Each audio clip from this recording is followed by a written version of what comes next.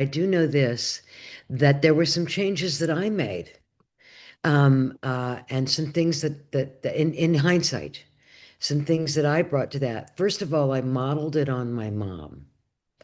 Because I'd say, I'll tell you one thing, before I get to the answer to that.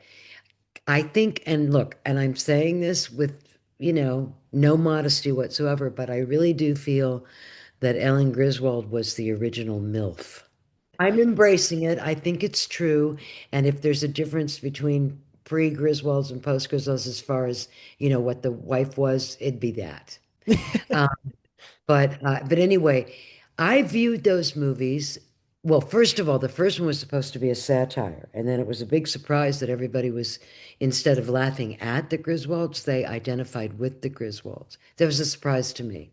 Chevy claims he knew all along, but it was an R-rated film. It wasn't geared for families, it wasn't PG. But anyway, after that, the rest were more. But I saw it, I viewed it as a kind of romantic comedy, like a love story. Because speaking of my mother, my mother was devoted to her family, her husband, that whole concept that there's a woman behind the man, and took my father from being an on-the-road musician, first generation Italian, to being a big broadcasting executive, and supported him all the way and cleaned him up and did all that kind of stuff.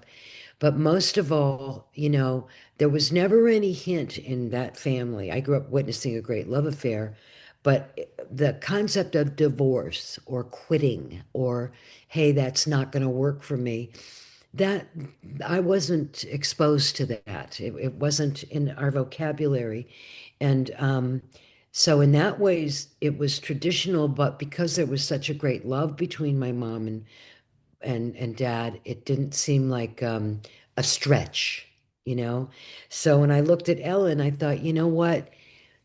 I decided that she met him in college. This was her first love, her true love, and that's her commitment. So the way that one key change that I did make was, there's a scene where Ellen looks out over the balcony of their hotel room and she sees Clark and Christy in the pool. And I have a scour on my face and everything. And when they went to shoot that scene, it had been written as an all-out scream where he would come into the room and I would throw the shoes at him and say, "Is that what you want? I'll show you fun," like just to be totally infuriated. And I said, "I don't think so. I don't think so. I think that because the lines as written were, do you love her? Is that what you want?" And I said, I think that that's a genuine question. I think she's naive enough and is devoted enough to him to really want to know if he loves this woman in the swimming pool.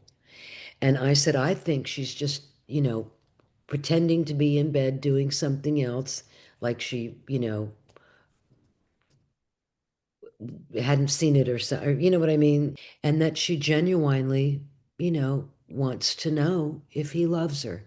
And that set the tone for the whole scene, you know, where he genuinely responded to, "No, I don't."